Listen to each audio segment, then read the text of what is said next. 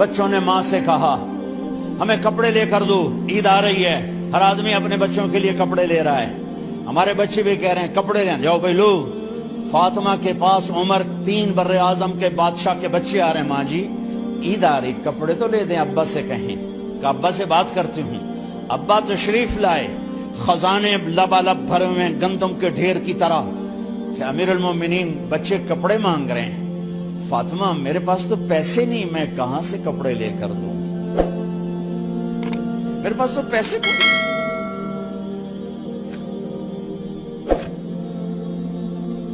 حضرت فاطمہ نے کہا پھر بچوں کا کیا کروں؟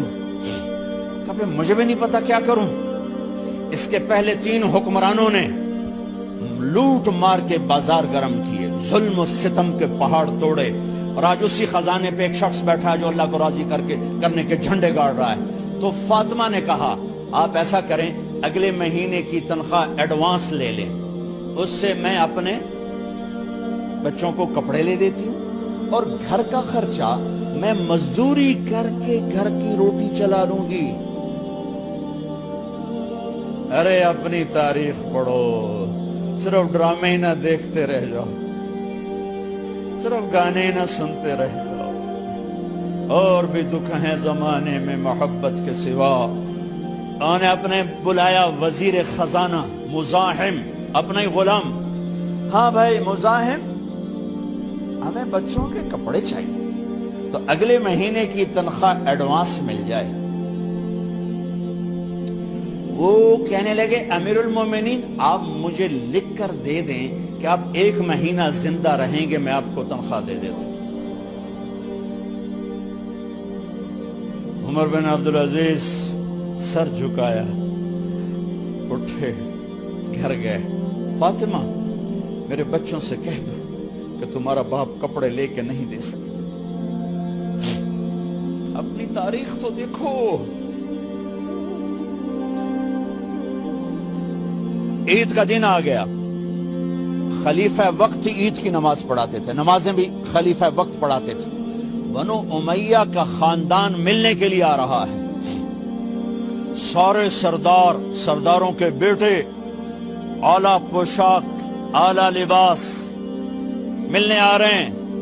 تھوڑے دیر بعد دیکھا تو بچے بھی ملنے آ رہے ہیں، امیر المومنین کی حیثیت سے بچے باپ کو ملنے آ رہے ہیں، اور ان کے جسموں پر پرانا لباس ہے۔ حضرت عمر انہیں دیکھ کر ادھر اپنے سرداروں کے بچے دیکھے تو زرق برق پوشاکیں، اپنے بچوں کو دیکھا۔ ارے اس باپ سے پوچھو جو سب کچھ کر سکتا ہو اور پھر مٹھی بند کر لے کہ نہیں میں نے حرام کی طرف نہیں جانا۔ بچوں کو دیکھا تو آنکھیں ڈب ڈبا گئیں، آنکھوں میں آنسو آ گئے۔ فرمایا میرے بچوں آج تمہیں اپنے باپ سے گلہ تو ہوگا کہ آج ہمارے باپ نے کپڑے ہی نہ لے کے دیے۔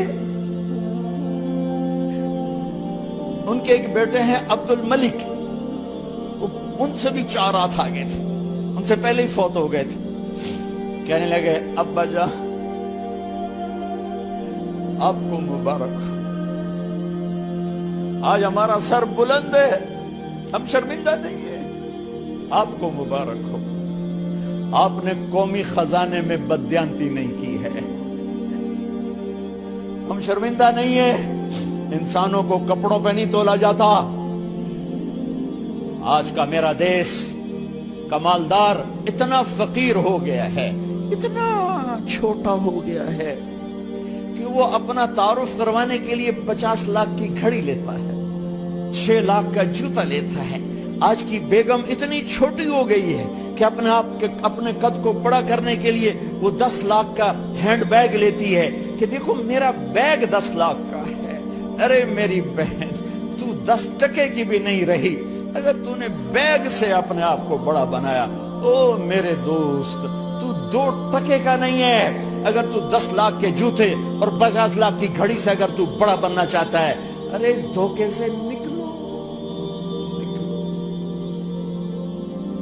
برینڈڈ کہاں جا رہے ہو؟ جب تم اپنی ذات میں بے قیمت ہو تو رب ذوالجلال کی قسم تمہاری گھڑیاں، تمہارے بیگ، تمہاری گاڑیاں، تمہارے بنگلے تمہاری عزت کو بڑھا نہیں سکتے۔ ابا جان، آج ہم خوشی سے بلند ہیں کہ ہمارے باپ نے بددیانتی نہیں کی، گھر میں تشریف لائے، کہنے کہ فاطمہ کچھ پیسے ہیں، میرا انگور کھانے کو جی چاہ۔ بس فاطمہ رونے لگی، فرمایا امیر المومنین خزانہ تو بھرا پڑا ہے، 1 درم کا بھی تیرا حق نہیں ہے کہ تو 1 درم لے کے انگور خرید لے۔ تو تھوڑا پٹھے، فاطمہ میں جہنم نہیں برداشت کر سکتا۔ وہ میرے بھائیو جو دن رات سود میں پھنس چکے ہو، جو دن رات جوے شراب میں پھنس چکے ہو، کیسے اللہ کے سامنے سرخرو ہو کر کھڑے ہو گئے؟ ایک رات گھر میں تشریف لائے، بچیاں، بیٹیاں، منہ پہ ہاتھ، کپڑا رکھا، دوپٹہ رکھا منہ پہ، اور بات کریں۔ آپ نے پوچھا ارے کیا ہوا تمہیں، یہ منہ پہ کپڑا کیوں رکھتی ہو؟ تو خاموش ہو گئی، لیکن گھر کی خادمہ رو پڑی، کہا امیر المومنین آج آپ کی بیٹیوں نے کچا پیاز توڑ کے اس سے روٹی کھائی، سالن کھائی، اور میرے آج کا تاجر کہتا ہے جھوٹ نہ بولوں تو کاروبار کیسے، میرا افسر کہتا ہے رشوت نہ لوں تو گزارا کیسے کروں۔ تو عمر بن عبدالعزیز پھس پہ ہچکیوں کے ساتھ روئے کہ میری بچیوں میں تمہیں بڑے اچھے کھانے کھلا سکتا ہوں پر میں جہنم کی آگ برداشت نہیں کر سکتا۔ بھائیو، اس بندے نے اپنے آپ کو ذبح کر دی، اللہ کو راضی کرنے کے لیے ذبح کر دی، اپنے ذات کو، اپنے جذبات کو، اپنے احساسات کو۔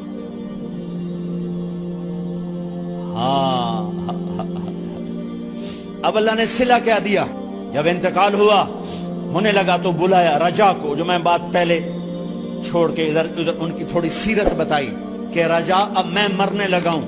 عبد الملک کالا ہو گیا تھا، ولید کالا ہو گیا تھا، سلیمان کالا ہو گیا تھا۔ یہ کیوں کالے ہوئے تھے؟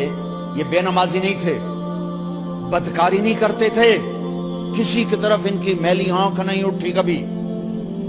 یہ ظالم تھے، ظالم، انسانوں کا خون پیا، مال میں خیانت کی، اس پر اللہ نے چہرے پھیر دیے۔ آج عمر بن عبدالعزیز جا رہا ہے، کہ دیکھو میں جا رہا ہوں، مجھے دیکھو میرے ساتھ کیا ہوتا ہے۔ ان کا انتقال ہوا، ان کی میت قبر کے کنارے رکھی گئی، اور اب نیچے اتارنا ہے۔ سلیمان کی میت کو اتارنے لگے تو ہلنے لگا، اور عذاب قبر پہلے شروع ہو گیا۔ عمر کی میت کو جب قبر کے قریب کیا گیا، ایسے ہوا کا جھونکا آیا، ایک پرچہ ایسے لہراتا ہوا یوں آیا، یوں آیا، یوں آیا، اور عمر کے سینے پر گر گیا۔ لوگ کٹھے ہو گئے، پرچے کو کھول کے دیکھا گیا تو اس پہ لکھا تھا بسم اللہ الرحمن الرحیم، براءۃ من اللہ لعمر بن عبد العزیز من النار۔